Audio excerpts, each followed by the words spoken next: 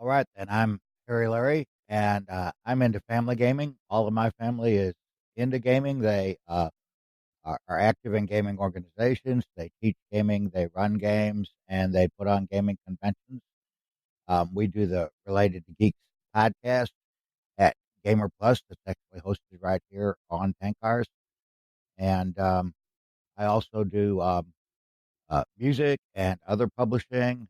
I do the mini zines. We have some quests and some gaming related stories, and also science fiction and fantasy stories, and coloring books, art books. They're all mini zines, free downloads at minizines.cc. And so that's, I've been playing role playing games. I came in with like Rule Cyclopedia and then second edition. So I've been playing for about 30 years. I'm one of the designers for Frog God Games. I also do some freelance for a few other people, notably Cobalt Press. And I'm currently in the middle of a big project. We are doing an expansion to the Lost Lands campaign setting, which the main book should be coming out hopefully in January. And that will be a very Mesoamerican feel campaign setting. And on the subject of cons, I will also be at a con. I'll be at Gamehole Con in approximately 2 weeks. So if you're at Gamehole and you want to meet me, I will be there in the booth, and I'll also be running some events on Friday and Saturday. Great. For us, I'll drop a link to my Patreon. I'm trying to do more streaming. You can find links to all that stuff. I'm on Twitch, I'm on YouTube, and Twitter, and all the rest of the stuff. But that's it for me. So, uh, Larry, why don't you go first? You have a topic you want to throw out there? Yeah, my kids, Megan, Kira, and Sarah, they're in the Field, which is northeast Arkansas, and very close to Memphis, Tennessee, and also a lot of southern Missouri participation. And they're putting on a convention this weekend. I spent some time there yesterday. I ran a game that Vivian and I wrote that's available in our minizines called The Caves of Doom. It's the first Milligan adventure, and Milligan is our locale. So we were talking about conventions earlier. They're really they get you doing things that you wouldn't do. That is, as in playing games that you wouldn't play, enjoying them, and you can meet people. You get to meet people, and it also is just kind of a energy building. You you see so many people that are into gaming, and you talk to them and all that, and it promotes your own interest, keeps you invigorated.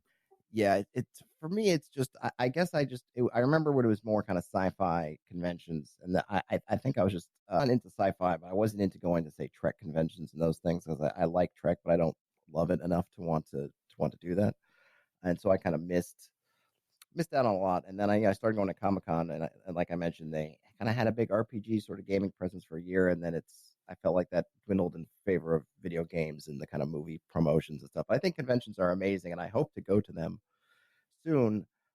What's the last kind of what either this weekend or the last convention? What experience or game or thing that you play or take part in that was something that you never thought outside of a con that you would have gotten into that you enjoyed? Well, uh, since the uh, NEA Game Fest is all tabletop games, card games, board games, and role playing games. I ran a role playing game, so of course I'm 100% into that. But then uh, my son and granddaughter and some friends of ours were playing this game. It's not even really a board game; it's a word game called Just Once, and it's a real fast moving thing. It's a guessing game, and the guesser is blind, as and other people give them clues. And it was surprisingly fun. I mean, it was just really great. We sit around the table and socialize. That's fun in itself, but the game itself was really great to play. And I would have never played that outside of a convention.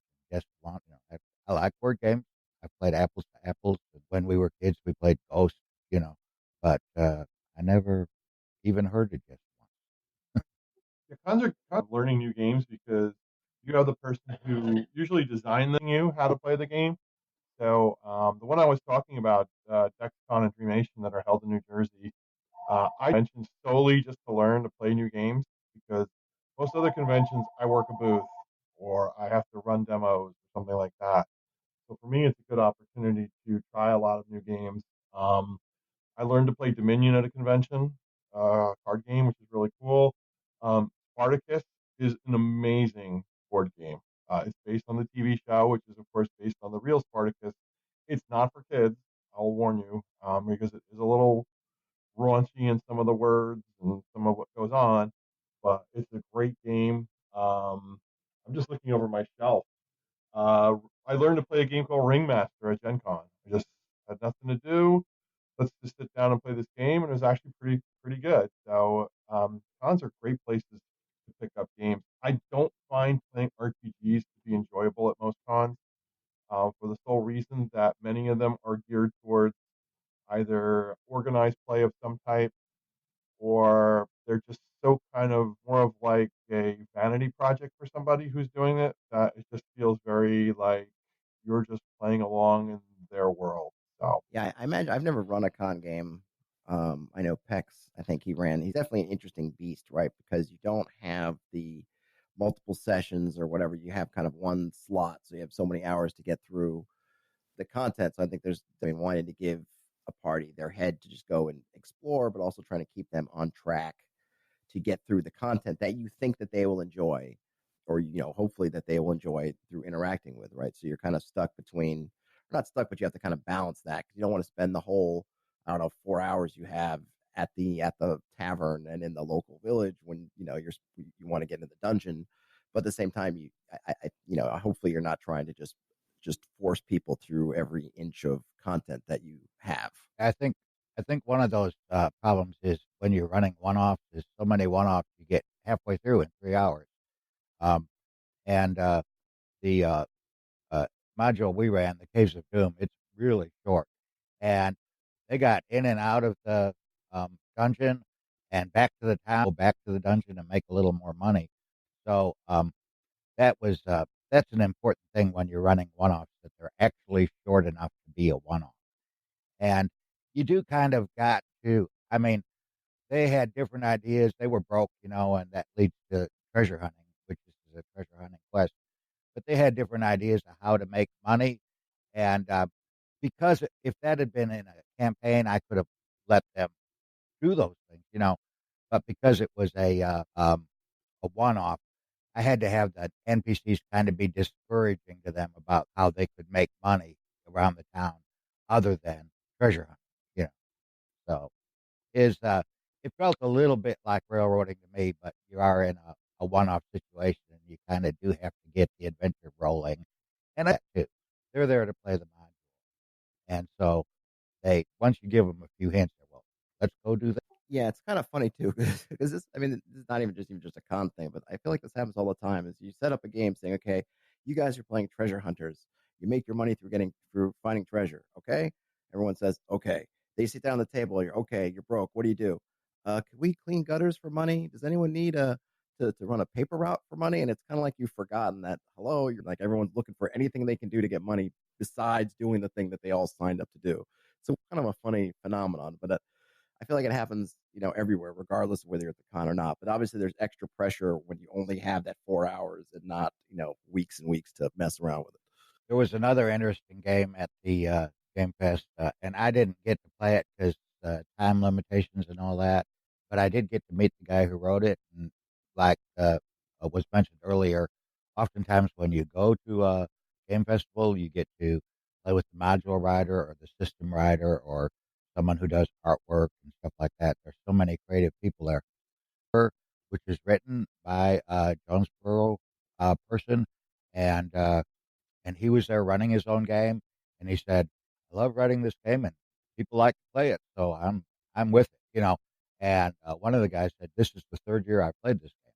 You know, so he got to play it at the convention, um, and he's got beautiful artwork in his books and stuff. It's I was impressed. I'm going to see if we can do an actual play podcast of his game on Gamer Plus sometime. Yeah, I definitely feel like networking is something that I want to do at a con, just to meet people and talk to them and shake hands, introduce myself, whatnot. Yeah, hopefully next couple of years. I'm the only kind of taste of kind of that kind of open table thing is I've been Haven't gone in a while, but there are some open board gaming nights at a couple of the gaming shops. You can drop in. Not really drop in RPGs, just because the people who are there running RPGs are running campaigns, but you definitely get to run a lot of different games. And from an RPG perspective, I think there's a lot of interesting mechanics in board games. Some of them are borrowed from RPGs, like all the systems that have experience and kind of leveling up type mechanics.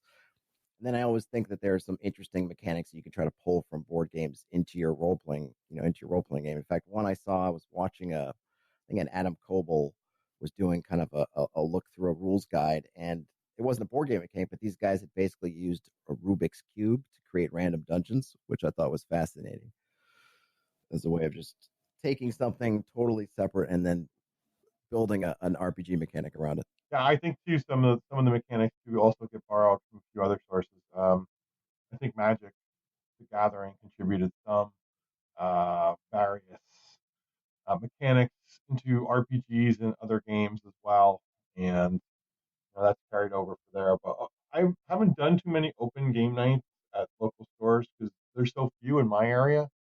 There's only one I can think of, and it's more of a Magic is by far, and I simply don't want to get immersed in Magic again.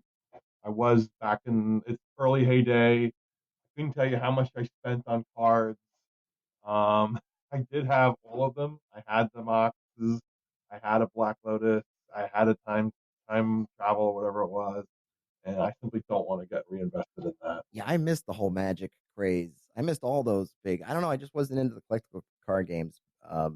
Maybe it's because of the price. I don't know. Because I used to way back when I was a kid, I flipped baseball cards and had fun kind of doing that, which I feel like is very similar in a very basic way to card games. And that what would happen with the baseball cards. I don't know if anyone's flipped baseball cards before, where you'd have packs of cards or so many, and you would find your kids in this whatever, and you would go up and you would have so many cards, you play against so many cards, and you would just flip them, and it was all about the colors of the cards, and if the colors matched, you added them to your deck going until one guy ran out of cards, and then most of the time, then those were your cards. You kept them, so you could build up, you could build up a bunch of cards that way. You could also lose a bunch of cards that way.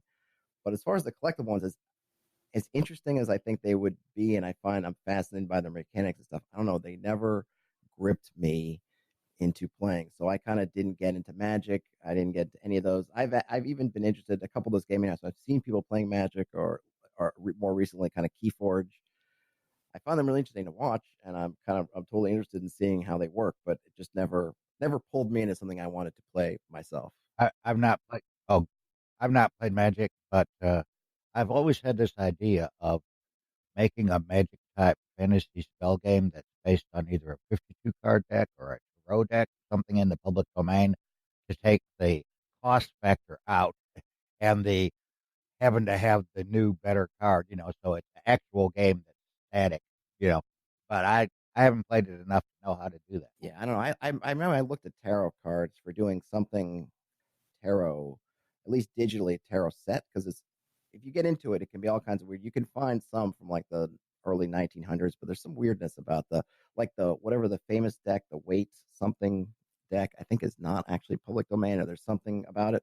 It's kind of more of a hassle I found trying to figure out where I could get open, kind of free, at least digital tarot cards than I was hoping when I looked for it. But yeah, I mean, even a regular 52 card deck, I feel like you could do a lot of cool mechanically. I don't know if you've taken a look, but obviously, and I'm surprised it kind of took them this long. But Wizards has their kind of Magic crossover for D&D with the Ravnica stuff. It seems interesting. I mean, I don't think it brings much mechanics from Magic over, but obviously brings all the fiction and the flavor of things to add to guess we use with the conventional D&D system. It's got some good stuff in there, but I don't have any. I just looked at it as, oh, here's some cool material. It doesn't Magic followed it Into whatever the setting was, whatever it was, and I don't even remember. It was just more of what does card X do as opposed to where does card X take place. And ooh, that's cool artwork. It was this card is what I need for my deck to make it, the best deck I could possibly make, rather than I need that card because of the art or because it's a cool location in the setting. So that was always very secondary to me, and I would imagine most players. Now, when you were into Magic way back then, did you go to Magic conventions? Did you partake in organized Magic play? I no longer there at a weekly tournament. Actually, would both go and we would participate in it. And then, There would be just days like if there was nothing to do on a Saturday, stop in the store and just play, other players or that sort of thing. And then occasionally I would go to much bigger tournaments, but that wasn't very common. It was maybe once every few months.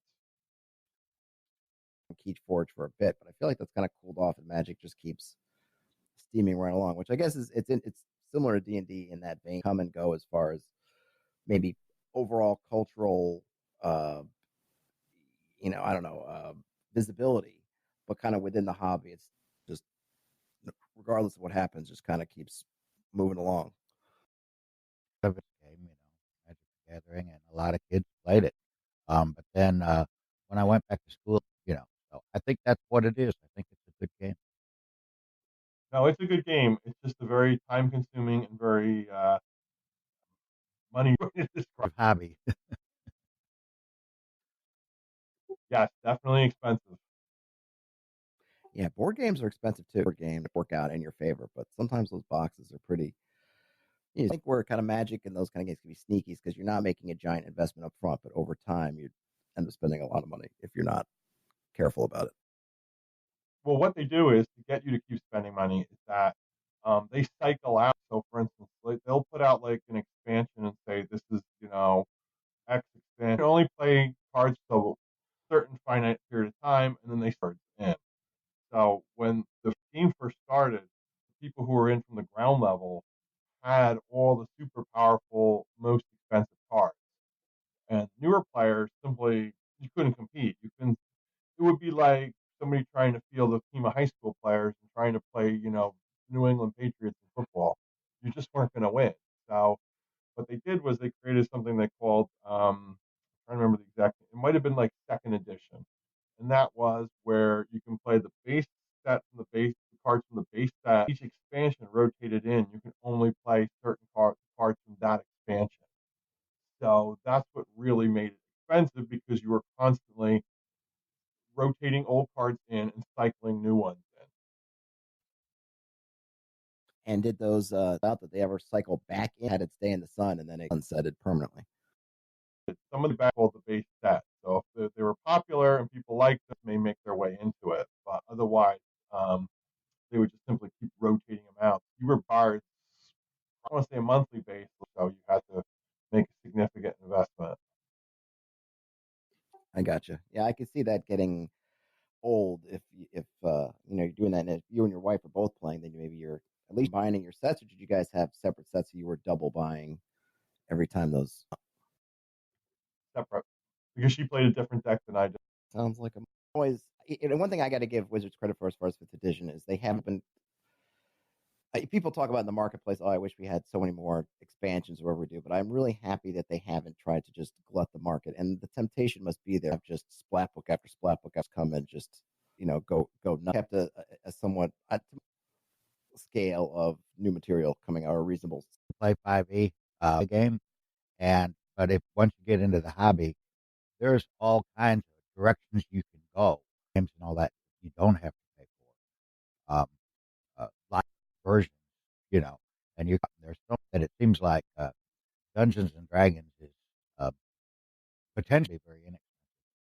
Yeah, and you can play the basic. They have basic rules you can download for nothing, so you can get a pared down version of the rules just by grabbing the basic rules off the website. And yeah, there are tons of RPGs that you can pay. You can spend nothing. And maybe I'd be interested in a convention on the games that people are running. When I see obviously a lot of D&D and a lot of Pathfinder, and then trickle down. There are games out there, but I do find with people that takes advantage of that too is you have these other card games that just play like Key Forge, where you can just buy any deck and just play it. You don't have to spend more money. But the fact is that one, people want to play the game that everyone's playing. So in this case, fifth edition, people just tend to want to play fifth edition because it's the game that everyone's talking about. And then two, I find it people to not spend money. Because I've told people, hey, look, slow your roll. You don't need all the handbooks right up front. Get the basic rules, try them out, do a one shot, do something like that. If you really need to get a box set, get one of the starter kits because it's the cheapest thing you can get that has inevitably people want to splurge and get, all those hard to grade. But yeah, you could spend, I think just on the three, right? The player's handbook, monster manual, and dungeon master's guide. I think depending on where you get that, if you're getting them new, that's like $100 at least, right? Because that maybe even $150. I think it's $40 or $50 a book. Hobbies go, that's cheap. $100 through Amazon for all three. Okay. No, I mean, but if you're still, you could spend a quarter of that, right, and get down to playing, right? It's not, yeah, compared to other things, if you're into, whatever, yes, it's cheap, but you could play for nothing. But I almost find that people wanting there as a collectible, it's much more on your office printer set, from the Wikipedia and stuff like that, different handbooks and stuff. When I got to have my old, really use them much. Well, I still do some OSR gaming, so I still have like I think I have 2 rules encyclopedias. It's got a lot of great. I fish. It's got a lot of great stuff in there. Just things for fifth edition, and the good thing about it is because it's more like I think fifth edition has just a bad name, but the one thing they did do by kind of restructuring things a bit to older material and do kind of the conversion stuff, just even through the language that they use and everything. So older books have more value with fifth edition than they did with. So I really find I still get a lot of use. Well, I don't think the money sink is really in the book. You want to go hog wild. You want to terrain, like you want to go for the dwarven, the entire war. You get fancy dice. You'd be amazed how much you can sell fancy dice for. How much you can sell dice made out of I don't even know. I'm trying to think. I have sandstone dice. I have quartz dice. I have turquoise dice. A set of those can run you easily $100. Get some turquoise guys. They are nice. They're delicate. Dice towers. It was like 200. The craziest thing was that I believe it was at Gen Con. One of the dice vendors actually made dice out of metal from a tiger tank. And they wouldn't say what the cost was because it was an auction, but I heard it was in the thousands of dollars To make or to buy. to buy. That's pretty crazy. Yeah, I mean, I know and all that. I don't even think about terrain and things like that because I have nowhere I would put terrain. I've never really gotten into using terrain. I wasn't a war gamer, so I absolutely nutso on the. I have some people on Twitter that I follow and community there that do dice and stuff. They're more into or at least what they seem to show on Twitter is more kind of interesting colors and stuff, not the materials. But yeah, I imagine you can get some pretty amazing dice machines. Though to me, having a set of dice that's so delicate that you have to handle it a certain way kind of seems to defeat the purpose of using them as dice. I guess at that point it's more just a showpiece. But dimensions are good for where you can find and bind and get all that stuff. I actually use it to re-get some of my older materials that I had lost and wanted to re-find. I'm sure maybe I could probably have gotten them cheaper had I been at conventions, but since I haven't, I just did that. You guys, I know you, Tom, you running the booth and stuff. Do you have any interesting things that you've bought at conventions you've been to? Oh yeah, I have. I'm gonna say I have 5 dice, either made out of like precious metals or gemstones. That I have the wormwood dice out of red oak towers, that sort of thing. They sell like hotcakes at all of those conventions, and probably anything else. Definitely more than books. I can tell you that right now. Oh, I believe it. I totally believe it. At North Texas this last year, everybody had these metal dice. They were all playing with these brand new metal dice they had. And but the thing about North Texas being OSR is you can get the Blue Holmes book and stuff like that. You know, I just bought a brand new reprinted. Yeah, good. I think I probably would have maybe bought one of the reprints, but I already had the ones that I had, so I didn't need it. But yeah, I really like the fact that they are reprinting it.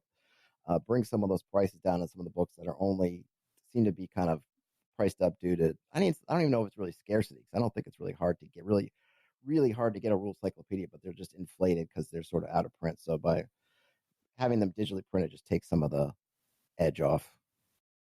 The best place to buy and flea markets because often you'll get a whole box of them. Yeah, I've never been lucky enough to find one of those boxes. We did that a couple of Christmas one year when I went into a flea market and found a whole box of D&D books for real cheap. Yeah, my friend actually ran into a store. I guess it was a consignment store, and there were books for like $1 each. The person had no idea what. Yeah, I used to collect science fiction. Now I read on the Kindle, but we'd go to the used paperback bookstores, and a lot of them were like half off the cover price, which was ridiculously cheap for pulp fiction. You get them for a quarter, they have 50 cents on the cover. That's hilarious. I've tried to collect some of them, but I've never found great deals. But maybe it's because I'm in being in kind of New York City, this kind of big cities. People tend to know a little bit more of what they've got if they're putting on this amazing. Used to find some stuff at like half price books back when I lived in Texas, but much Well, luck. science fiction people. Yeah, actually, if you want the one thing where you can really get is the RPG materials. And if you go to big auction, I guess we'll call them big fish in the industry who are willing to spend a lot of money for rare RPG products. Auction, strange auction, much very quote unquote rare material. But if you're looking for rare, old, out of print RPG, D&D, North Texas and Game Hall are probably the two cons that have the most material into the $5,000 to $10,000 range. Jeepers. All right. Shazam! Oh, I do need. It's funny. I got all the okay, and like pages came out. Looks like there was like some chunk, the glue to the bind, whatchamacallit, to the whatever it's called anyway, to the spine, just totally flaked out, and yet DMG, is holding up there for some odd reason. I know people have complained about. So that's the first one that's nailed me, which is unfortunate. But I'm thinking maybe just trying to hot glue it back in. I don't feel like going on Player's Handbook. Mine did this exact same thing. The pages came out and like leaves. I ended up getting another one.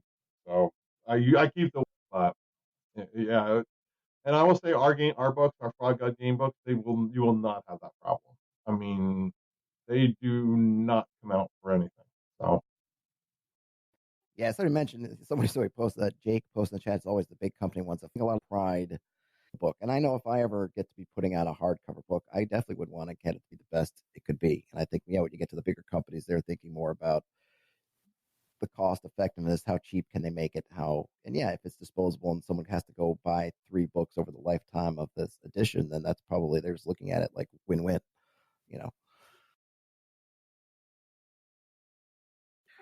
I think we've probably wrapped up on anything. If anyone has anything otherwise, Tom, you have something you want to throw out there? All right. Well, my back pocket. So I guess something that's come up is what you guys have favorite monsters from different games that you always tend to use your parties that you kind of feel like you just come back to over and over again.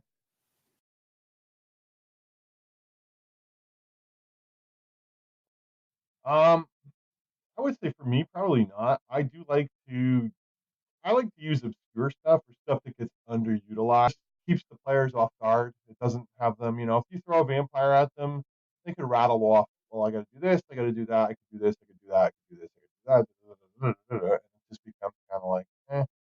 So I like to do things that people haven't seen too much and throw those kind of um, creatures at them rather than, standard ones. And since I, design my own games and worlds, they tend to be monsters I created. So I have a soft spot for ogres. I like to uh, play friendly ogres or helpful ogres or something for some reason, and where if the party just, oh, it's an ogre, let's kill it, they're losing out. They are, you know uh, pretty bad people to fight.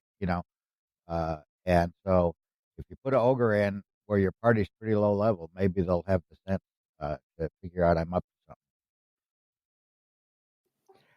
I do remember playing Keep on the Borderlands when I was very young, like 10. And I remember when there was the one area where you went in and there was the ogre, and we were all terrified because it was just so big and it was going to beat the snot out of us. So I do remember the ogre from that.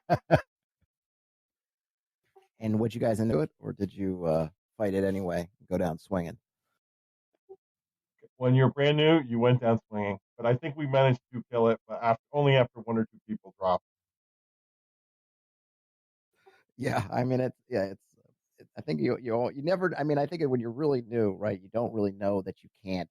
You don't have a shot at it, but that it might take extreme amounts of luck for you to get over on it. So you give it a shot, and then that next PC gets rolled up, and you're a little bit more cautious and careful with that one. I think it's that kind of natural cycle of things.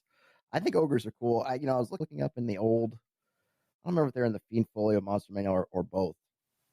But there are, we think of the classic troll and you have to kill it with fire and all that. But in the, at least in the first edition's Monster Manual, and again, maybe in the Fiend Folio too, I don't remember, they actually had different trolls. There was like a frost. I think there was like two other trolls. One of them was like a troll, but it was cold instead of heat. And there might even have been one that was a water-based troll. And I thought those would be kind of really fun to throw at people because we're so used to kind of this classic idea of the troll. And these aren't even new archetypes, but they're definitely just, different sorts of trolls that people probably don't think about that are maybe running around could, give people some interesting food for thought or throw them sort of a little loop if you have a troll that's, you have to kill with water instead of fire or cold instead of hot. I think the water troll was called a Scrag, if I'm not mistaken. You're probably right. I just remember looking at it thinking like, oh, this is really cool, but I didn't take down the name, which I probably should have. But if I do go to look them up, I'll look them up again. But I always like taking monsters like that and then just giving them a little bit of a twist. But I think as far as monsters, I can't remember if there's anyone. I mean, I always had a thing for dragons, but it's kind of mastermind villains and less as things that you go into layers and fight. So I always like to bring in them as kind of these sort of overwhelming, put the fear of God into you kind of creatures. I'm trying to think what other. I know there's some other monster I'm forgetting. I always like to go. One of the things just for not necessarily a single monster, but I always like Fiend Folio's monsters because they just kind of let them. I feel like with Fiend Folio, they just sort of allowed them to go in kind of goofy directions, just kind of fun, whatever kind of they just kind of off kilter creatures that I just think are a lot of fun. Yeah, I think demons too were pretty cool. Well, if we want to call them Tannerai or whatever they were in second edition, because of the Satanic Panic. But they've always been cool because you can use the lesser ones as minions, and the higher level ones for more of kind of boss monsters. Most aren't incredibly intelligent, but they always kind of created a certain feel about them. That's one thing that I found that it's. I mean, I don't know if it's a learned skill or whatnot, but really, I have a video that's in the hopper, but I haven't put it out yet on kind of interpreting some different monsters. Because I was on Facebook in one of the D&D groups, and there are actually some pretty good kind of RPG groups on Facebook. And someone was asking about what to do with this, how to make this great combat encounter with the succubus.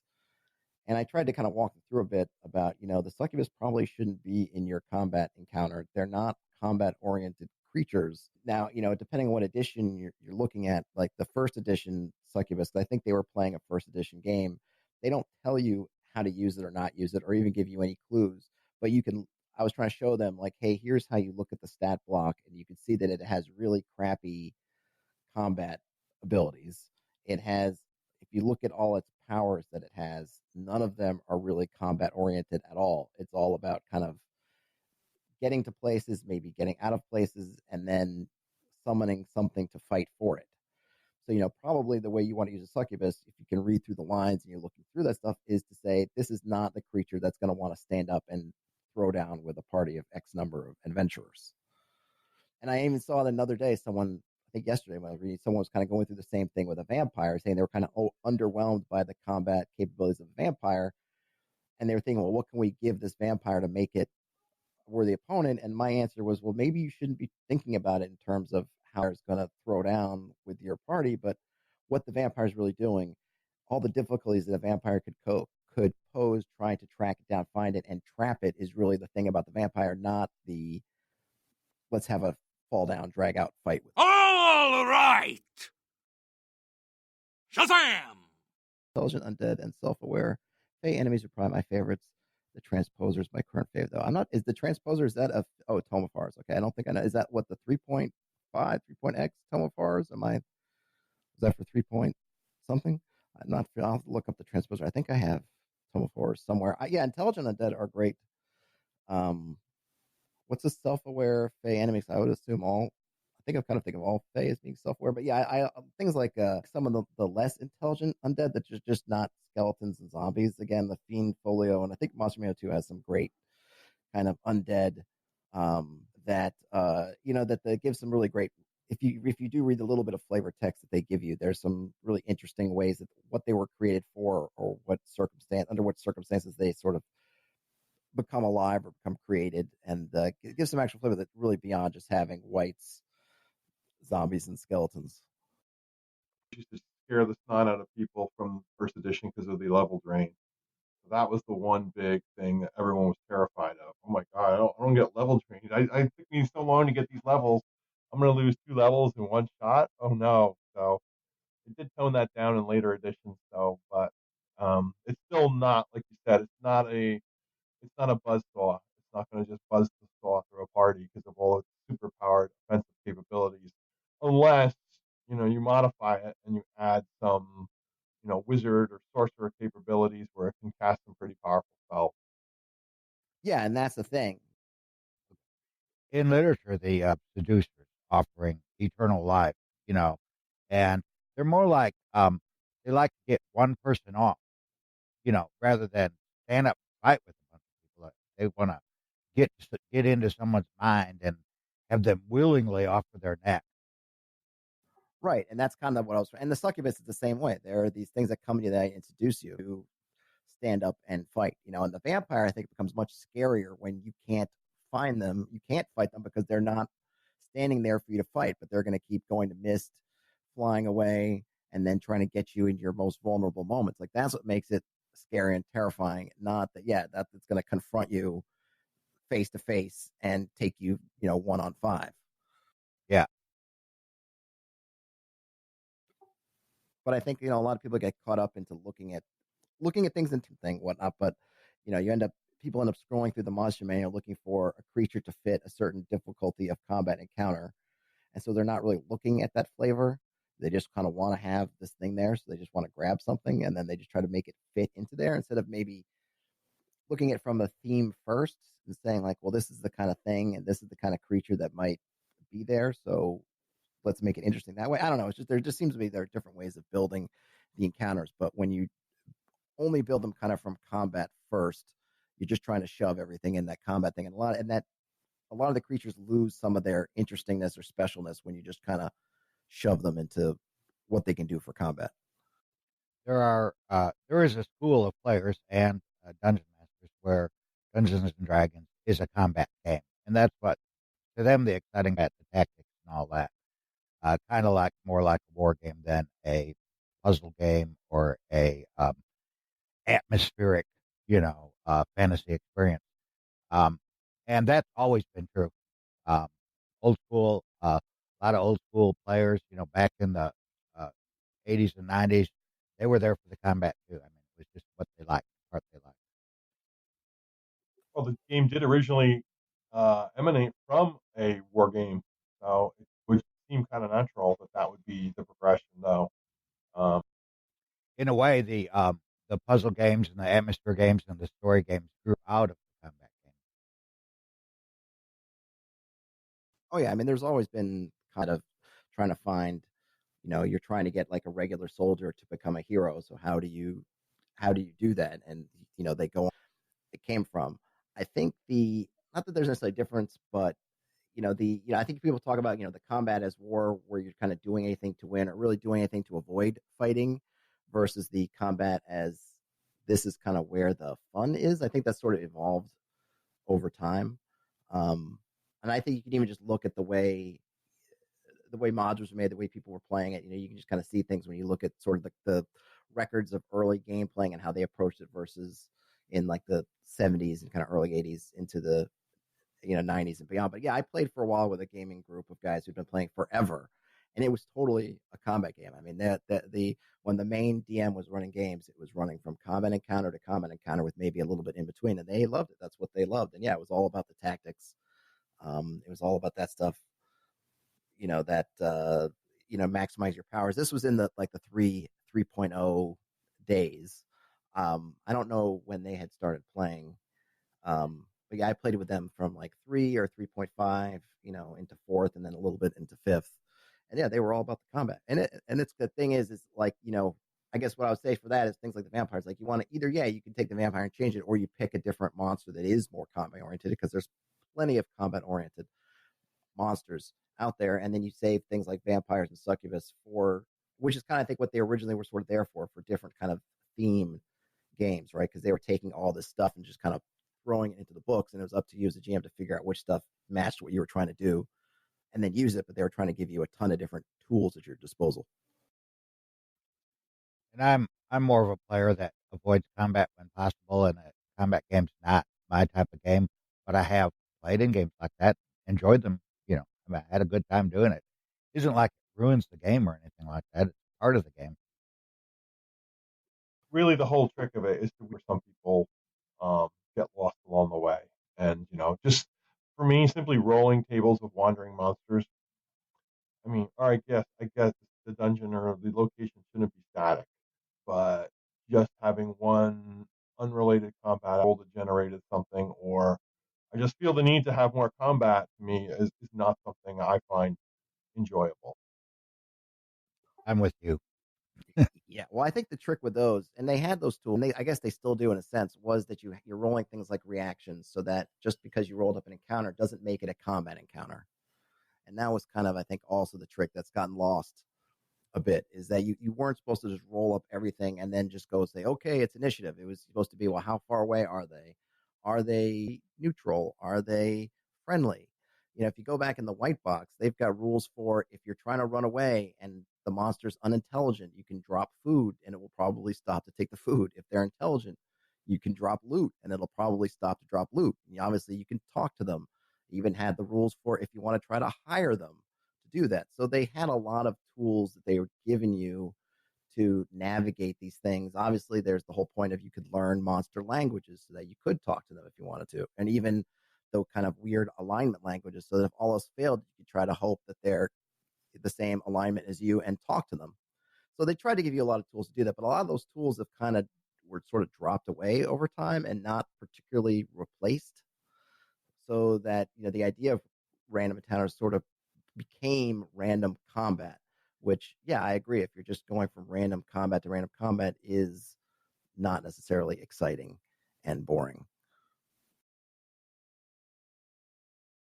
Yeah, or that, or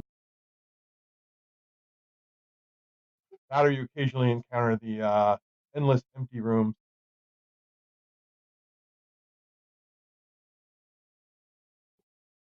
Laundrinail says, easier in OSR games to avoid combat heavy games. Pathfinder 2. I didn't play a lot of Pathfinder. I felt by 3.5.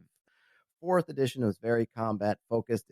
That's true. It seemed like they just concentrate on the kind of tactical combat. They're kind of leaning into it heavy. Fifth edition, yeah, I would say too, just because I look at my benchmark is much outside of it. So that to me tells me that the designers are saying that the most important bits of our character are the ones that interface with combat. Therefore, combat is the most important thing. But at least they give you the tools, more tools, at least in fourth edition, or at least they promote more tools for doing different sorts of games if you don't want to run it combat heavy.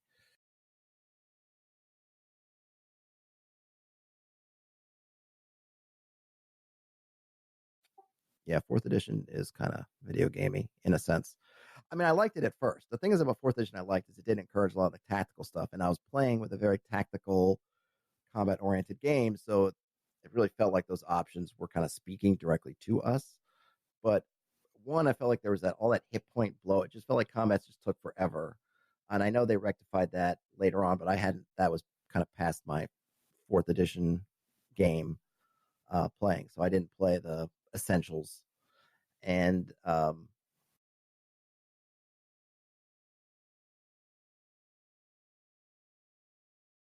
And in fifth edition, player characters are really powerful, even at level one, and they ramp up fast compared to OSR. And so, I mean, if you're a great fighter, you're going to fight. You know, yeah, and every class is basically a great fighter, right? Because they balanced everything on basically what your combat abilities are at every level. So they maybe work a little bit differently. Maybe wizards are Nova and, have that kind of Nova blast sort of thing. And maybe fighters are consistent damage. And then maybe rogues are sort of spike damage where they'll get kind of big spikes of damage, then have low damage or whatever. But they're all like as a thing. I mean, I know it. I don't know. I've played bards in older editions or rogues or things where, hey, look, you have to be very. I remember spending whole combats up in a tree trying to just play my lute to give the bump to the party. That was not a big combat oriented character, and I was okay with that. I've played OSR Thief at a backstab in.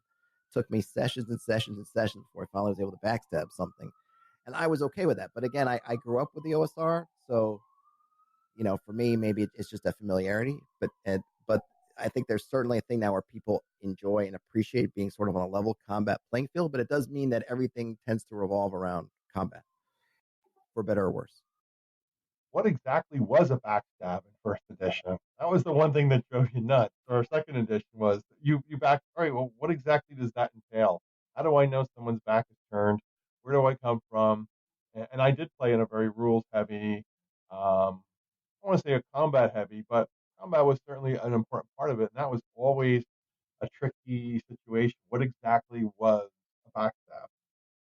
I mean, I could have to look it up. I don't even remember the second edition. I think the last time I played was maybe last year. It was at Retro Clone. You pretty much had to be behind them, not having at least successfully either in the fiction or through roles kind of move silently. But you had to literally like be behind them, be sneaky, and then hit them with your dagger, whatever, which tends to be pretty tough when a lot of guards don't really have their backs to the places that you're coming from unless you've really done a good job getting around. Difficult, even if you're sneaking, to be sneaking and be at their rear.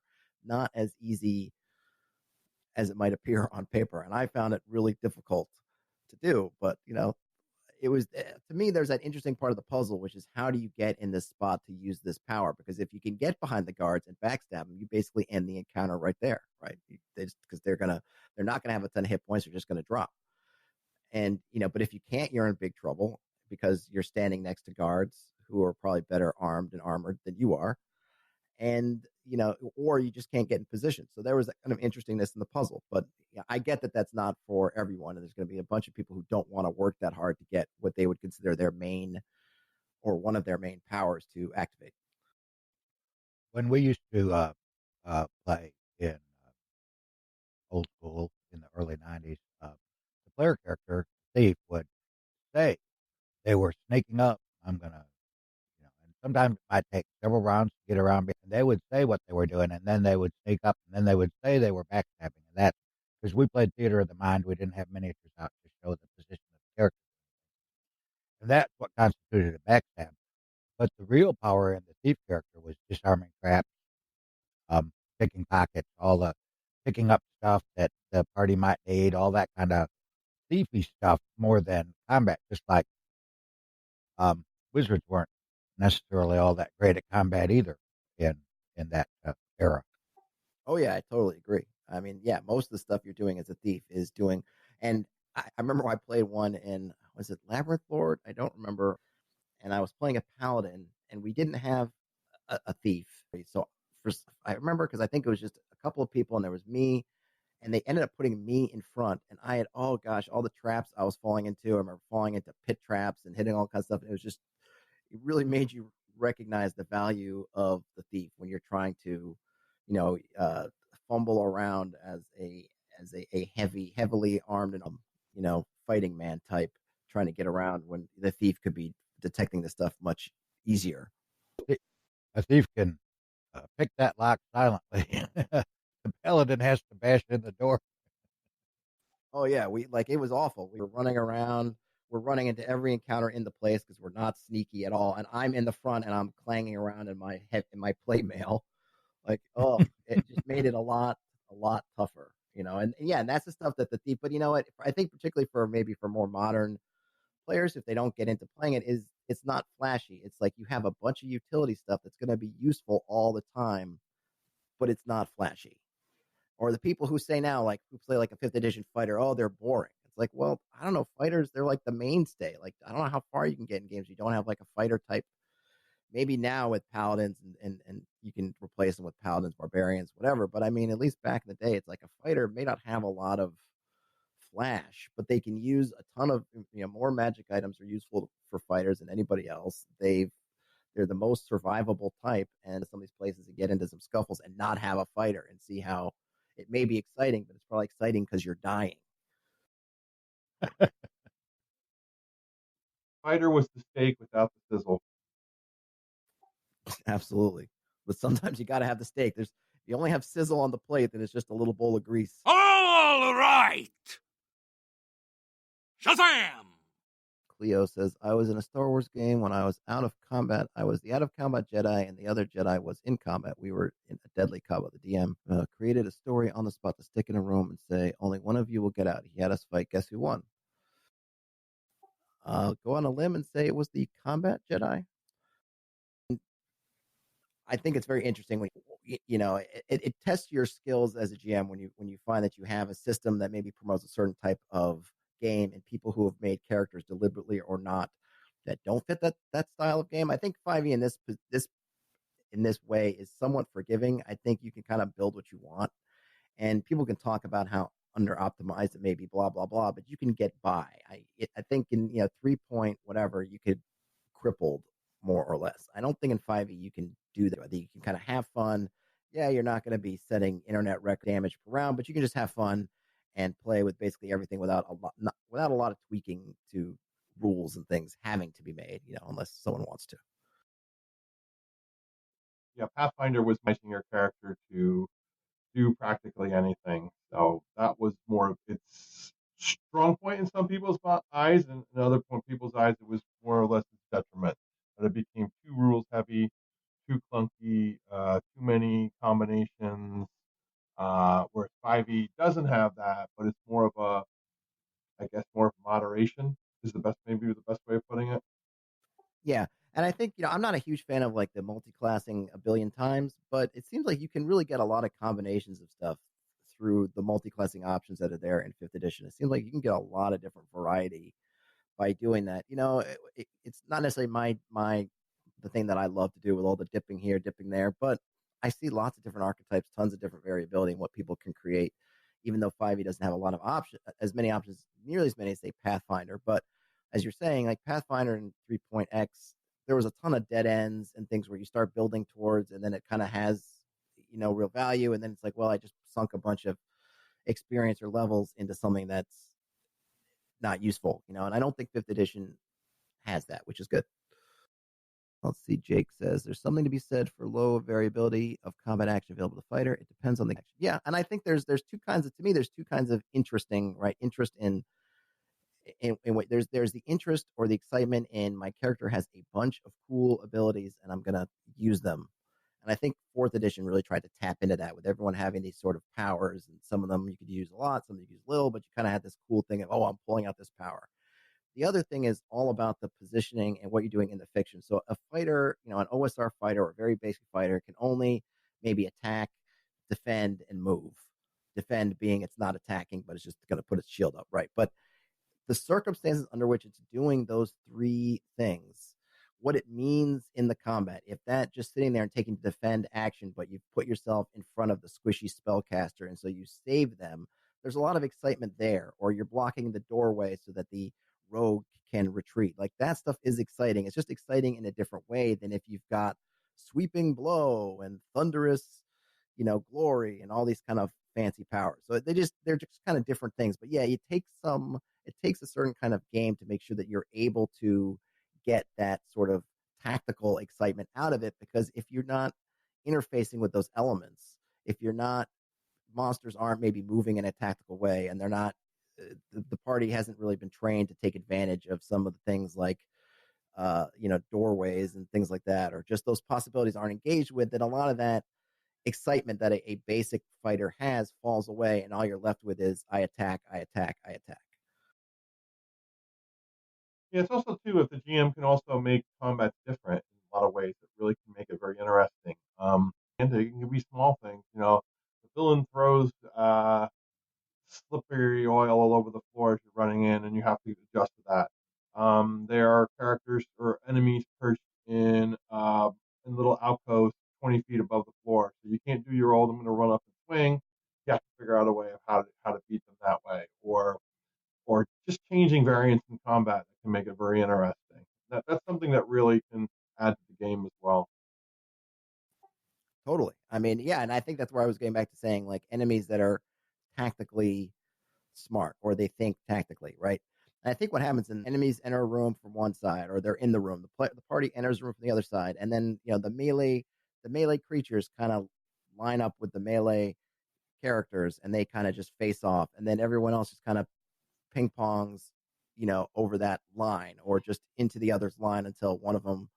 And if you're just doing that, if that's all that's happening, yeah, it is going to be a little bit boring potentially, right? But when, yeah, you have enemies that have put themselves in a spot where you can't get to them right away, or they avoid the fighter because he looks like a walking tank, and it's only, and they get around the fighter to try to get at the pesky rogue or the pesky mages.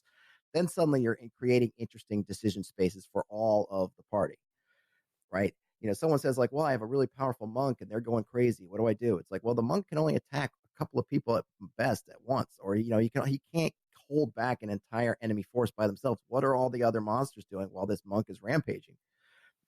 They're probably not going to run at the monk because he's a whirling dervish of death. Why aren't they going attacking the other party members? And then what does that force the monk to do? Because the monk can't just keep doing what he's doing. Otherwise, he'll just be the last person standing. So now they have more interesting decisions than just, whirl of blows over and over and over again. So, yeah, I mean, making interesting spaces and having interesting enemies will create interesting decisions for the party.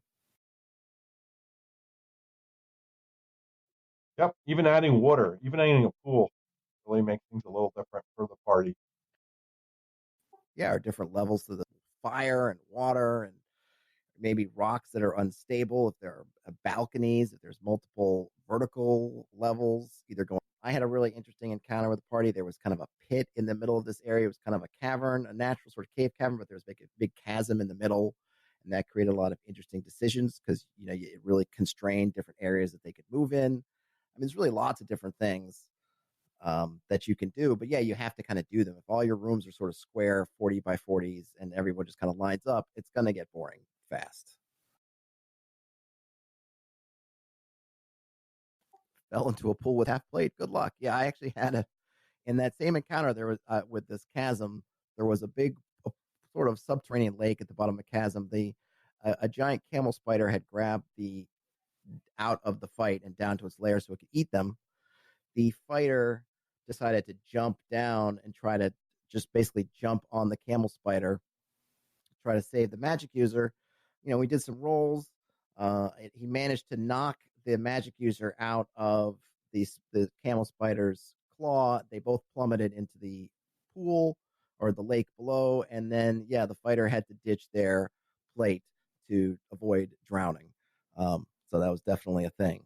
But it made for a great moment. It was a really cool, heroic moment of this fighter launching herself down into this chasm, trying to just grab the magic user who was a dead duck if they hadn't been saved, and then managing to position the fall so that they hit water and not rocks. It was a cool moment. But yeah, they lost their plate, they lost their shield. I think they lost everything. They lost their weapon, their shield, plate, everything. They had to. I was making rolls, or they were making rolls, and they ended up having to take it all off to get out of that, to get back to safety. All right. Shazam! Cleo says, I had that happen to my Warforged fighter. I was freaking out because, yeah, I'm down. Yeah. Did they say anything about Warforged and whether they float or are they just drop? They just sink like stones? Can they swim? I'm not that knowledgeable on Warforged anatomy. I never really played Eberron. Warforged are from Eberron, right? I don't think I ever played them.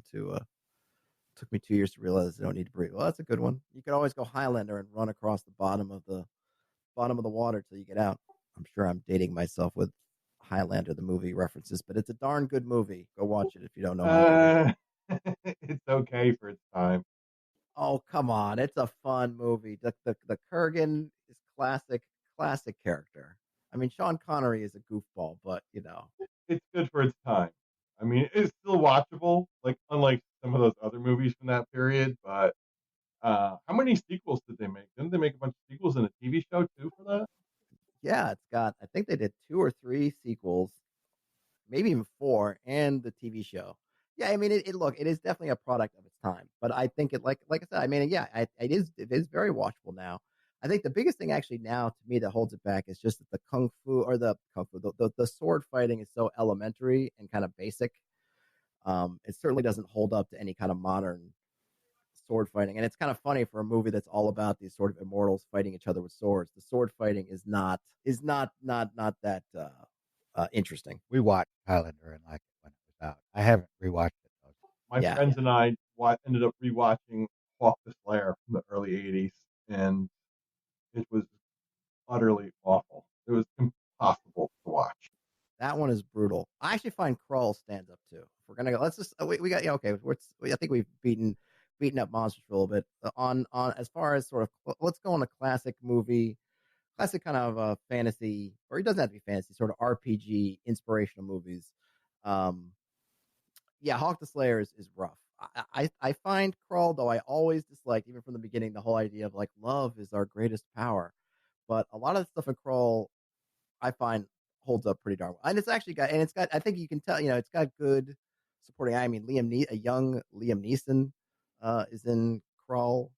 I forget what's his name who plays Hagrid in Harry Potter. He's a young him is in Crawl. So it's got some good supporting cast. Doofer Howitt from Dune is in Crawl. It's got some good characters in there. Willow is my favorite. It holds up.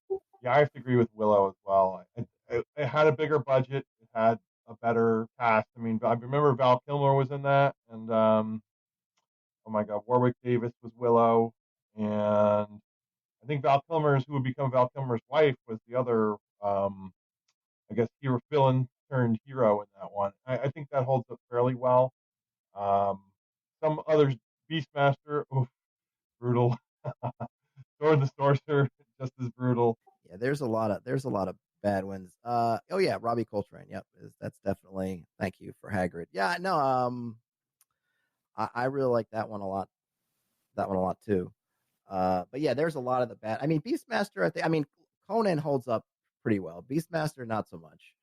But it's interesting. Some of the things that it didn't hold up even then was like the tiger that's painted black to be a panther. I mean, it was just kind of super goofy, but it had some kind of stuff that was sort of scary or interesting. Like I always wanted to use those kind of flying creatures. That even name them in Beastmaster that come down and they kind of hug you to death, sort of eat your essence. I don't remember if they named them, but those guys I always thought were cool. Um, what's his name? Hamming it up there as the main villain in Beastmaster 2. From Larry Sanders show later. And Men in Black, but I'm spacing out on names again today. But yeah, Willow was fine. Yeah, the Mad Mardigan is a great character. I like the brownies. One of the guy was what Squiggy from Laverne and Shirley. I think that's him. Was or maybe somebody else. Just looked like Squiggy, sounded like Squiggy. Was cool. Yeah, it definitely had a bigger budget. I mean, it was a Ron Howard film, so it was a real mainstream picture. Some of the other ones were really kind of more B-level type fare. Excalibur, I love. I thought it was really Dragon Slayer. I feel like it's overlooked a lot, and I think that one's really good, and it holds up really well. And it's still one of the best, I think, on-screen dragon movies. I think the movies, period movies that were initially the camp holds up pretty good, whereas the ones that tried to be more like, oh, this is an adventure movie, they don't hold up as well. Yeah, I remember actually NBC used to have fantasy movies. I think they produced 2 of them. I think one was called Fugitive from the Empire, and it had the one guy with the heart bow. And there was, I think, a second one, and I can't remember what that was, but they were hard to watch. Looking back, they were very difficult to watch. The Tenth Kingdom has some cringe moments, but Tenth Kingdom's a great story. It's really good. I think it was a mini series. Yeah, I was gonna say I kind of have some vague memories of Tenth Kingdom being some kind of mini. Wasn't like John Larroquette in that, or is that a different? But yeah, that one. I just remember vaguely, but I remember kind of enjoying it at the time. Oh, Greg from Dharma and Greg. Okay. But I miss that there were a lot of those movies out there. But one thing I will say about the better ones is that they I feel like that the people making it were taking it seriously and had some kind of, I don't know, love, or I felt like they were kind of into it, which maybe separates it from some of the really bad ones that it seems like, everyone's in on the fact that this is an absolute joke. Oh, SD Houston says Dragonheart won me with Chinese guy and his daughter and choosing to show the real Tai Chi as opposed to the housewife yoga ideology we have now. Dragonheart, which one's Dragonheart? That was the one with Dennis Quaid, I believe, right? Is that the one with Sean Connery and he's as the voice of the dragon and he keeps talking about the old code? Yes. Yeah, that one I could. It was funny because I watched it and really the old code thing threw me. It became a running joke with counting how many times, like the first part of the movie, they say old code in some way because it's like all about the old code and who honors the old code. But yeah, it was. At least it was decent. And it kind of tried to sort of. It just wasn't like there was a like Aragon that was just. I know that was based on like some kind of YT or whatever. Yeah, was it whatever YA literature, which is just. But it was just awful. Um, and Dragonheart at least was kind of decent. And they made some sequels to that too. I know I've seen like going through Netflix or something that there's like Dragonheart 2 and maybe even Dragonheart 3. The one I have to say one of the worst ones was the Dungeons and Dragons movie, and that had a big cast, and that was just dreadful. The one with Jeremy Irons and Thora Birch, and Jeremy Irons was so overacting. It was so ridiculous. And you had Marlon Wayans, and I don't remember who the guy who was the main hero, but it was just so bad. Oh, Yeah, that's why I had mentioned it because it is terrible. I mean, it to me is worse than Hawk the Slayer. It is. It doesn't even to me. It has nothing. There's nothing I'll ever want to see about that movie again. Like I can find some goofy fun in some of those bad movies. Like I put on, say, oh yeah, look what he's going to do with that sword, or oh this is funny. Like there's nothing about that D&D movie that I ever want to see again. And wasting like some really kind of good cameo by just being such a just drop dead awful film. The most quotable fantasy movie, and it still holds up because of its camp, is The Princess Bride. Oh yeah, The Princess Bride is great.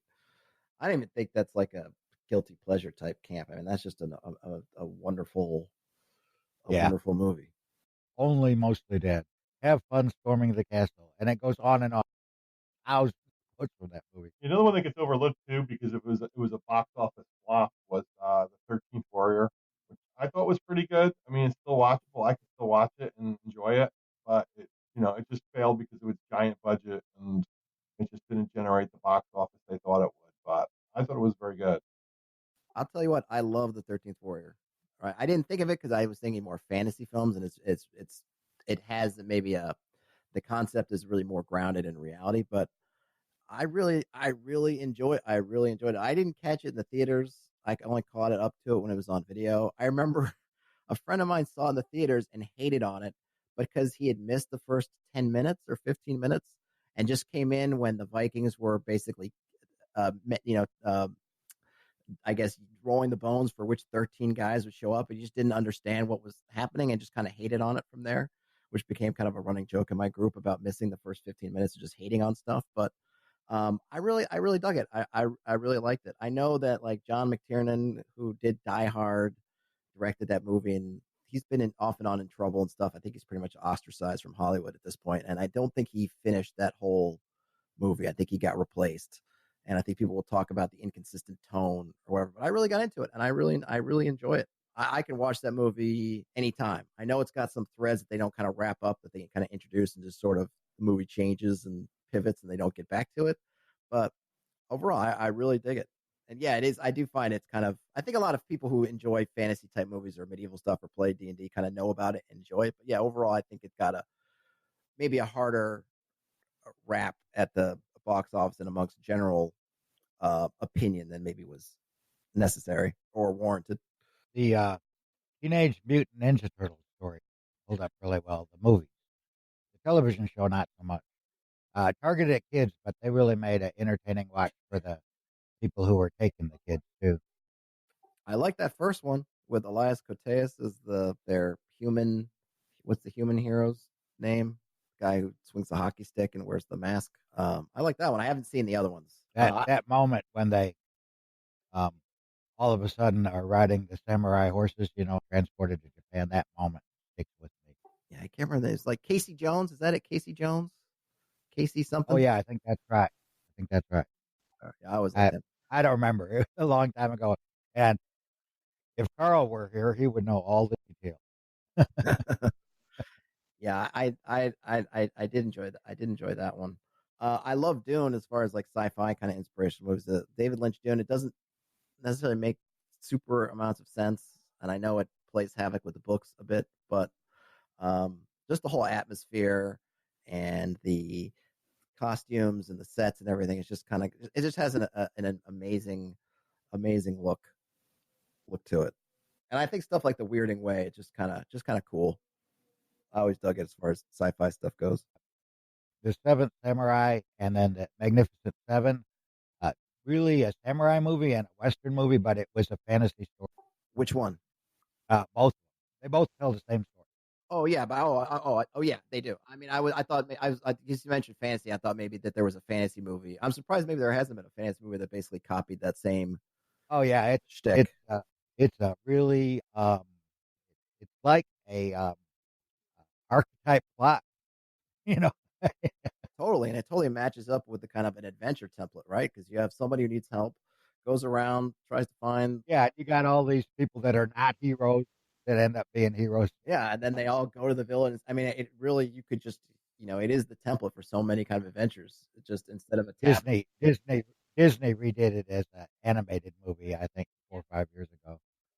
I even forget what it is. I mean, westerns, yeah, westerns are great archetypes for kind of adventure stuff anyway, because adventures will oftentimes follow that same sort of formula of, you're traveling across dangerous country, you're going to towns that need help. There's some kind of bad influence there, and you're kind of going to get rid of it, and then you kind of move on, right? Which is the template for at least a fair bit of westerns, and that's totally the standard adventure template as well. Yeah, and you have bad guys, the Indians that are actually good guys. There's a lot of plot twists and stuff like that. Just circling back to Dune for a second. Dune for me, I wasn't a huge. I never read the book, the Dune book, but for me, it was. I appreciated the production and the way it was done, but there just seemed to be so many like I don't know missing pieces to it. That I was like, what in the world is going on? Who is this person? Why are they here? What are they doing?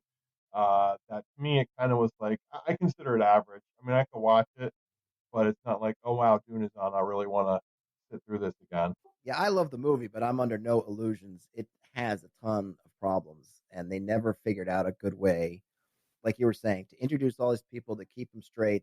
They do that silly thing with like the voiceovers, and then the people say exactly what the voiceover just said, or there's a lot of goof to it. But I just am I'm so in love with the look and the feel and kind of the moments in there that it's almost like a tone poem or something. I can just kind of let it flow over me as opposed to trying to figure it out and put it together in kind of a more concrete sense. I read the book and was consequently very disappointed in the movie.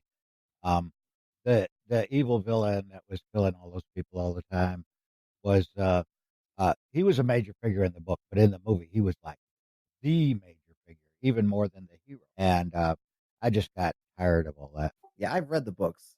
I didn't read the books before I saw the movie, so I guess I was lucky in that standpoint as not having the book expectations for the movie. It's almost better looking at it as kind of like a David Lynch movie that sort of is inspired by Dune than a true Dune retelling on the screen. I think you're right. You have to look at it as a separate, um, even a different genre almost. It's not an epic adventure like um, Lord of the Rings trilogy was. You know what I'm saying?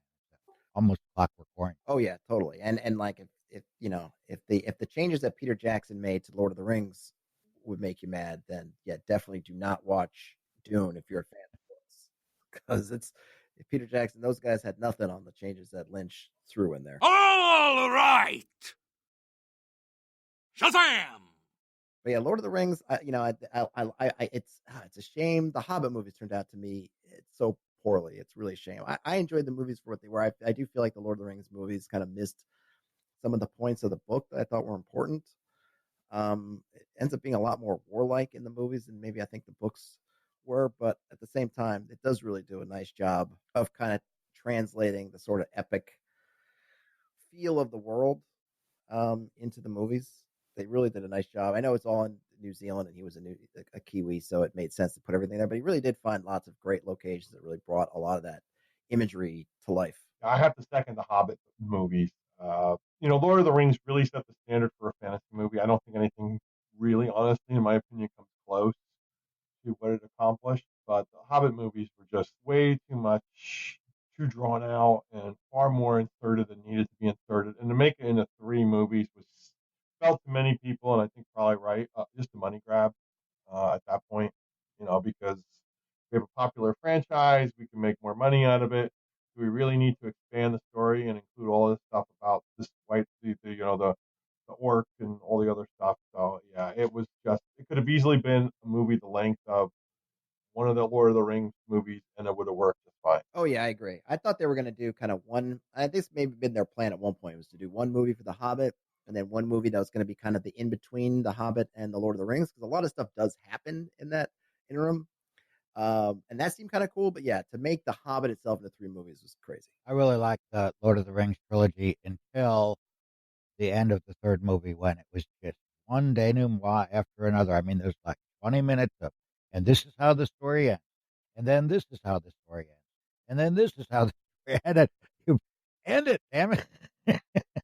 Yeah, I cut them some slack on that because there is a lot to kind of wrap up. And I feel like when you're watching them all, I mean, at least I did. I mean, I knew it was, I'd read the book, so I knew it was going to happen. But, I think I did want to see everybody get their endings. But yeah, they totally tack on, Yeah. 3 different endings there. Yeah.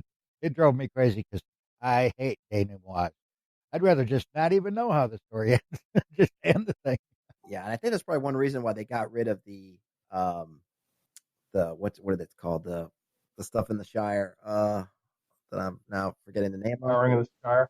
It's Scouring of the Shire. Thank you, because that would have added, like, you have this ending and then like a little mini adventure and then more ending. And I'm sure they saw that and said this is not going to work. And it's just a shame because the Scouring really does show a lot of important stuff that gets missed. But yeah, it's something that I mean, the Lord of the Rings in general is one of those stories that kind of breaks a ton of rules and somehow works. So I got it. But yeah, just imagine if they'd thrown the Scouring in there. They would have felt like there was like a whole other little bit of movie after the end of the movie. I think that if they had made just a tight story and left off a bunch of the denouements and all that, I mean, the people that were really into it could then read them. And you would not be disappointed reading them after seeing the movie. Tom Bombadil was left out. Tom Knauss writes, and he was completely left out of the movies. And, I mean, it's a huge 3 trilogy thing. You can't, even in 3 movies, you can't do it all. Yeah, I think to me the Scouring is important because it shows the evolution of the hobbits from these kind of naive kids to adults. Because like when you go back and you read it, like you see how they come back and they've gone from kids who sort of were just kind of happy-go-lucky playing, doesn't know what's going on, kind of running away from stuff or taking charge. They're kind of demonstrating everything that they learned throughout the movie. So I kind of think it has that kind of importance. It's not just saying goodbye; it's kind of showing something. But I agree. You can't have everything in the movies. And I thought over the most part that they made at least, I think, pretty good defensible choices for the stuff they cut. Tom Bombadil probably doesn't work in the movie. The kind of old man Willow kind of stuff, and that part, the Barrow Downs, which I guess is, I think maybe could have done that without Tom Bombadil, but maybe that doesn't make a ton of sense either. And yeah, definitely got to cut stuff down. Otherwise, the movies would last forever. And I think people are willing to go on journeys in different. I mean, that's the great thing about having different medium. You can read books, and your expectations reading a book are different than when you're sitting down to watch a movie. And some stuff works on the page. When we try to put in a movie, it just doesn't work. So yeah, I get it. Yeah, it's the same. It's the same thing you encounter with the Harry Potter movies as well. You can't incorporate everything that was into the book into the movies. Otherwise, each of them will be going on forever. So, they made the decision to cut the 7th book into 2 movies, which was probably a good move. But I mean, you could have done that with probably most of the books, most of the movies they did. Yeah, it just feels like if you didn't cut all the books in half, like why that 7th one, which to me felt like, again, kind of money grabby, right? Is how can we extend this to get an extra payday out of it. But I didn't read the Harry Potter books. I did end up watching all the movies. They're okay. To me, the third one is by far the best of the movies. I don't know how close it is to the books, but they're enjoyable. It's going to be interesting, I guess, or maybe it already is, how people's. I guess one of the big things to me is like my vision of what I think of like magic users or wizards are like is very different from the Harry Potter version of wizards. I'm not a huge fan of like the pew pew. You're lasering out spells like Harry Potter wizards do. But it's people who've grown up on reading Harry Potter books. I'm sure that's more their vision of wizards than reading from old big tomes and casting spells or using cauldrons of liquid and whatnot. That Department of Mysteries fight is what a wizard battle should be. Which is the Department of Mysteries fight? Which, Jake, give me the skinny, because I'm not on top of my mind. I don't really remember what it is. Half-Blood Prince is my favorite. Chamber of Secrets. Yeah, Chamber of Secrets I don't find to be very good. Half-Blood Prince, that's the one where they go in the maze at the end. Is that one? No, Half-Blood Prince is the one with where they kill Dumbledore, and they have the whole part with the Draco Malfoy has the vanishing cabinet in the room of requirement where they're shuttling Bellatrix and all of them, and he also has to ingratiate himself to Slughorn. Oh, okay. Spoiler alert, Dumbledore dies. Sorry if anyone hasn't read the books or seen the movies yet, or saw the T-shirts from 10 years ago, whatever, when that was a big to-do. You also have to consider 7% of a book is description, narration, and interior dialogue. So once you cut that out, you have more movie. That's true. Though some books are more movie-esque than others. I had to read for a class I was taking. What's the not the Mockingjay? One of those, the first movie with Katniss Everdeen, or the first book. And that thing is written, it's very light reading, and it seems to be like Hunger Games. Thank you. It seems to be written literally to be a movie. Like I could see the movie like right in the book. It's just one of those things. But yeah, other ones that are very thick things like the Harry Potter, they get a lot into those, like you said, the internal workings of things, interior dialogues. Make it. You have to do more work to pare it down and find out what's important to make it. And some books have very little movement at all. It's all about description and all that stuff. And yeah, finding the movie in there can be a little bit rougher. All right, so I guess we've covered some movies. Anybody in chat have any questions they want to throw out before we wrap things up? It doesn't have to be about anything we talked about. It can be about anything at all. Just type it up in chat, and if you got it. If not, we can maybe wrap up a little bit early. But I'm fine hanging out to the limit if that's how it goes. So yeah, just write in chat or not, and we'll take it from there.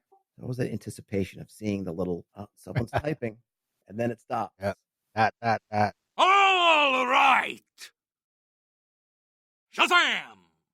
Curses, Jake. Type or don't type, but I can't take the anticipation. All that for an LOL. Jake is typing. LOL. Yes, please. We'll take all your questions, meh or not meh. Oh, I'm looking forward to this one. A lot of typing. Okay, so I was really. Anything upcoming I may have missed? I don't know. I guess while we're waiting for questions,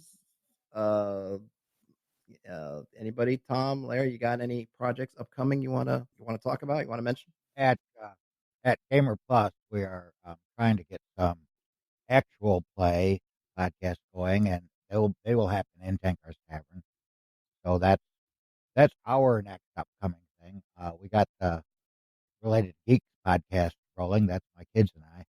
So we're trying to now do some actual plays. Oh, awesome. All right, so here's Jake's question. How do you make fights / action fun in OSR games for people who are used to all the flashy powers in AD&D 3+? Well, I think it has to do with, you got to be, descriptive. You have to make things, make things important. I think you have to try to just use the powers of the fiction to take these simple actions and give them weight and meaning. Like things that I find helps is when, say, fighters have opportunities to do the few simple things they have, but put them to good use. So if all they can do is move and sort of position themselves, then make moving and positioning have some importance. And I don't necessarily mean in the fact of using miniatures, because you can do it theater of the mind, but like I've played where to hold off some undead from getting into the heart of the party, the fighter, blocked the doorway, and so kept them from coming in. And that makes it interesting for the fighter, even though I haven't given them necessarily something more to do than what they can usually do, that they have the few actions that they have a lot of impact, right? It's important. If they don't get in front of that doorway, really bad things happen. If they can't hold the doorway, really bad things happen. So like that gives it some import. And I think you try to, if there is nothing important happening, if it isn't meaningful, then maybe, not so much for combat, but outside of combat, maybe skip it or just let it be. Don't. I think a lot of times in the OSR, you don't have a lot of powers, so you really have to either let things use, just move along. Don't pause on every single point. If there's nothing, if it doesn't have any impact, just move along to the next thing, or make sure that the powers that you do have, that you really give them the oomph that make them feel good. Because you only have a few powers, so you got to make them feel really big when they're used. One difference that I perceive in OSR over the more modern role-playing games is that OSR, and of course it's not true in every game or with every game, but OSR has more of a actual medieval feel, almost like historically medieval, Arthurian or whatever. And the 5e is a lot more of high fantasy feel, um, so not as Earth historical. So I think by almost by creating an atmosphere that's medieval, it makes your fighters seem more real, makes your clerics seem more real, even though they don't have a bunch of high end spells. Yeah, I think it has to do with that power curve, right? Because a lot of OSR could also be really gonzo in their own way, getting, barrier peaks and that kind of stuff, or fighting, Martian white apes and things. And it can get kind of loopy. But uh, the power field makes it feel more like you're taking all this kind of crazy stuff and you're grafting it onto a medieval type society, more or less. Though, you have Castle Caldwell and plenty of modules got into really goofy territory. But I think the power curve was a lot less steep, so it didn't. You maybe you had more of a chance to feel grounded before lots of crazy stuff just kind of came at you. Whereas fifth edition, you're getting, at least from an OSR standpoint, fairly crazy, powerful stuff very early on. So it ends up giving it more of that feel. And I think maybe the games people run just tend to be more high magic nowadays. Yeah, that's just the flavor. And I think probably things like Harry Potter, they probably add to it, because Harry Potter would be a more, if you're not in the Muggle world, things are pretty crazy high magic, which makes sense because you're all wizards. And if that's your conception of what fantasy should be, then you're going to play a lot differently than if your conception is more Arthurian, and like you're saying, where there's magic and there's crazy stuff out there, but a lot of in between is kind of very grounded and gritty. Yeah, and you can play high magic in OSR, but you can't really play first and second level high magic. So you kind of have to build into it. Yeah, I mean, a first level cleric doesn't have any spells. First level magic user has like one spell. So you can go crazy high magic in one encounter, and then you're whacking at things with your staff, for the next 8 hours, whatever. So, yeah, for sure. And besides the Arthurian and medieval, the whole like Conan, that feel to me is a lot like OSR. In the movies Conan, they fight with swords, big stick. There is magic, it's a thing, but it's not like everybody has superpowers. And like the Gray Mouser too, right? It's you're more or less normal people having to deal with crazy stuff, but the world at large isn't crazy, even though there's a lot of crazy stuff in it. And Jack Vance, Cudgel the Clever, is not really a great wizard. He's just kind of a jerk, who's into magic. Not kinda, isn't he pretty much a jerk? He's pretty much totally a jerk. Yeah, I don't know if it was him. Liam the Wayfarer pays for it too. Yeah, I don't know if it was him or one of the other ones, but basically, like one of the stories, I don't know if it was Cudgel or not. Like he gets killed because he was just a little too flippant with all his spell usage, just kind of ran out at the very wrong moment, which I guess is a total fable for old school wizards, just picking the wrong spells or using them up too quickly and finding themselves one encounter too far from home. Might have been Liam the Wayfarer, but Cudgel never dies. I mean, he doesn't get killed in the Jack Vance stories.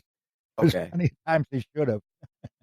Yeah, I'm probably mistaken, but there are some great stuff in there. I remember reading them. I hadn't read them back in the day, but I remember reading them because I wanted to see what the whole concept of the Vancian magic had come from, and I hadn't read them all, so I read through a bunch of the stories. And the magic is definitely obviously you can see where they just totally ripped off some of the names of spells from them. But yeah, seeing that kind of original idea of memorizing spells was pretty cool and interesting, and definitely gave me some insight onto what they were thinking with that system. Yeah, and some of the wizards, the actual powerful wizards in Jack Vance's work, um, both his Dying Earth and his Maduke uh, Lioness trilogy.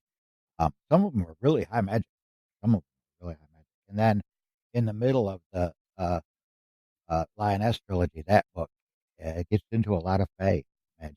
I think I've only read part of the first one. I have it on my Kindle somewhere. I need to go back to it. Let's see. Galandranale says, I run most OSR games like horror games. These people are not demigods. Their innovation is the greatest asset after the bravery. Yep. Totally. Yeah, I agree with that.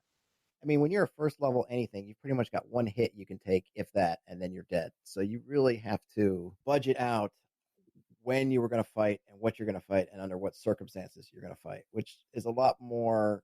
And I think that throws a lot of fifth edition, particularly new players, for a loop, because fifth edition first level is pretty similar to that, though you're more likely to survive, but there's still this concept of you are one hit or two from at least being knocked out. How do you do that? And if you don't do that right, like you go into that first Lost Mines of Phandelver um, fight around the downed carriage, you don't handle that right, then you're going to get worked. Unfortunately, I feel like a lot of DMs just take that opportunity just to start toning things down to avoid that. But I feel like that's the perfect time to show people that part of the game and let them interact with it and let them face it and learn from it instead of hiding it from them on the fear that they won't want to play if they run into some trouble. It's a lot easier to roll a new character and start again if you're first level than if you put 10 levels into that character. And the game kind of supports that, right? Because by the time you get to 10th level, you have a lot more opportunities to bring that character back if you want to. You have access to stuff, whereas at first level, you have access to nothing. I mean, granted, 5th edition, it takes longer to do your character creation, but this is where, as a GM, you have to say, listen, if we're going to be playing from first level of 5th edition, and I'm not going to be toning things back to keep you alive, then maybe don't spend a ton of time on your backstory and all this stuff at first level, because that guy may die. Save it until you get to 3rd level or so, and then we'll fill in some of those gaps. And let the game playing define the character too, instead of you having to predefine the whole character before you even start. Oh, yeah, for sure. I'm a big proponent of, and as a player too, I have a hard time going with backstories because that's not, to me, the interesting thing about all this stuff that this guy did before he became a first level adventurer. To me, it's all about what this person's going to do. So I'm always like, I don't know, they lived in a town and they're happy go lucky and they decide to make their fortune, or, like my backstories are not good because I don't care about them. I'm not trying to fulfill something that, that I'm making up myself. I want new adventures. I want stuff that I haven't come up with myself. I want that discovery. Yep, I do like the DCC. SD Houston says that's where DCC got it right with the 0 level concept. Yeah, I really like that idea of having the funnel. Run a bunch of guys through there, and you end up caring about the survivors because they survived and not because of a lot of other factors. Let's see, Jake said, I just ran Phandelver to introduce some friends of friends to the game, and one of my regular players chewed me out afterwards because they had enough rope to hang themselves. Yeah, I mean, you have to, you learn by having these kind of messy experiences. If you have like this perfect, everything just works as clockwork kind of game, I don't know what you're learning as a player, because it's probably because the GM is not allowing you to fail. And if you're not allowed to fail, then you don't learn things not to do. You don't learn things to try. And then how long does that go on? And then there's always that issue people run into. Well, when do I start making it real? Like if you have it real from the start, then you don't have to worry about when to finally take off the, the training wheels. Just let it rip. I don't think the DM should confront a low level party with a monster they just can't beat. But even if you're attempt to be balanced and give them a chance to win, the way the dice roll is what determines it. And you have to let the characters die. If they roll bad, if they get in a bad situation, if they make mistakes, you have to let them die. Oh yeah, I mean, yeah, I don't think anyone would say like take Tiamat and push your first level party in front of them and see what happens. Yeah. But at the same time, like Jake said, he thought it was amazing that goblins were a legit threat in the starter set. And yeah, when you're starting at low level, anything is a threat, and you should recognize that. And that should be something that you have to deal with. To me, it's part of the fun of the game. I think that's why a lot of people enjoy low level play so much, because stuff is threatening to you, but you have to kind of let it be threatening, and that's how you learn.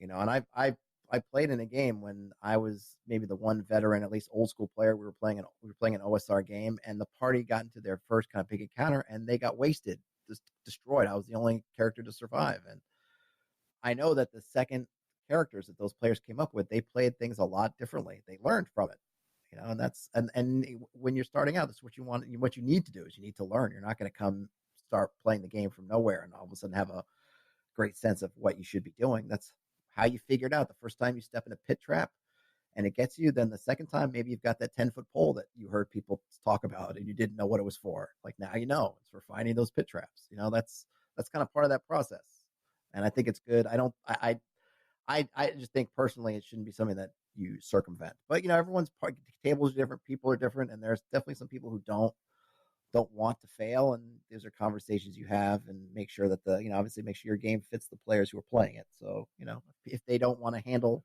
or if they don't want that kind of failure, then adjust accordingly. But my personal take is, if all things equal, give them the challenge and see how they do, because they may surprise you too. It's the fear of death that gets the adrenaline. Fear of failure and failing. Yeah. Get you going, get you into it. Oh yeah.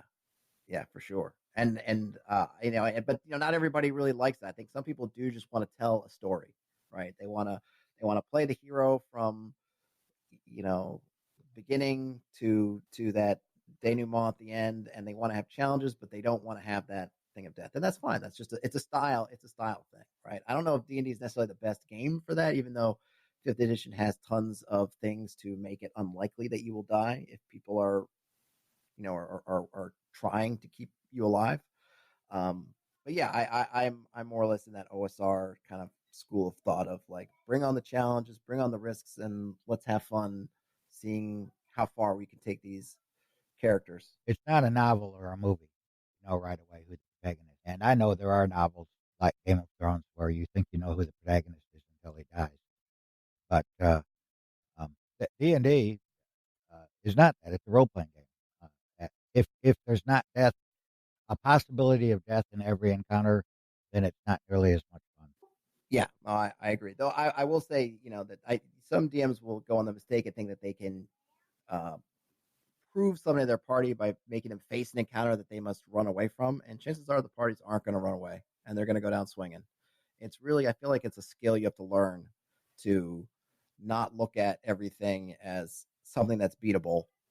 So I would definitely caution anybody who thinks, like, "Ooh, I want to teach my party to do something, so I'm going to throw something unwinnable at them," because chances are they're just going to go down swinging, and then they're going to be frustrated that they'll feel that they were duped. Yeah, because they were. Indeed. All right. Any last questions, Jake? SD, bring them if you got them. Otherwise, everyone will give it a little outro, and then we'll wrap it up. All right. Shazam! Jake says, I had so many problems with people not running away from anything. I had someone playing a regular person charge a tank with a power fist. Yeah, I think, I don't want to say it's a video game mentality, because I'm sure it's been happening before video games or whatever, but there's definitely a thing. Like, I always play my characters maybe even too much self-preservation, so I don't run into anything. I play my characters pretty cautiously. But there are a lot of people, I think, that they see an encounter and they feel like this encounter is made for them.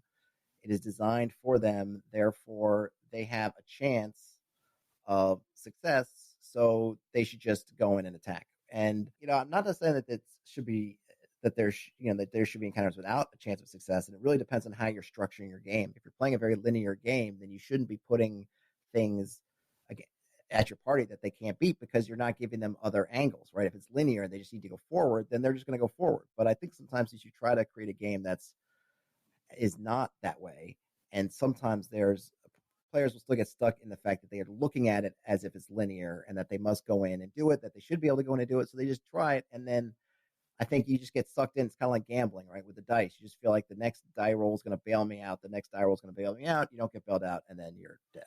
I think it varies from character to character when I'm playing. Usually my characters are kind of me, my protagonist, and I don't want to die. I do the best I can to stay alive. But I got brought into one of Carl's games at North Texas, and I was a normal halfling who got adventure, crazed, you know, and I I charged everything, but I played that to die. I was going to fight till my death. Well, that's different in a on game. I mean, that's going to kind of encourage you to not be too attached to your character, as opposed to a campaign game where you are going to have Yeah, some attachment. exactly. It was a convention game, and I was able to play it differently than I would play in a campaign. It was a one-off.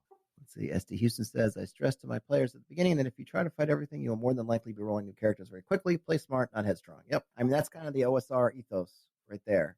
Fifth edition, it gives you a lot more leeway to be a headstrong party. Just having death saves and that sort of thing to kind of save you from a lot of trouble can help. Though people still manage to, TPK fifth edition parties. So it's not like it doesn't happen there either. But yeah, in the OSR for sure, you gotta play smart. You just don't have the resources starting out to just kick everything's butt. All right. Well, I guess let's see. Tom, if you want to go first, give us your you want to give us a little outro and again drop any links you want to promote into the chat.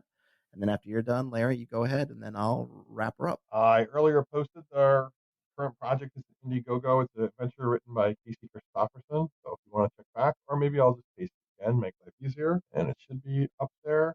It'll hit it any second. Currently, we'll have another Kickstarter. I believe it's coming out in a few weeks, and I think, if I'm not mistaken, it is a new edition of Swords and Wizardry. So that should be out.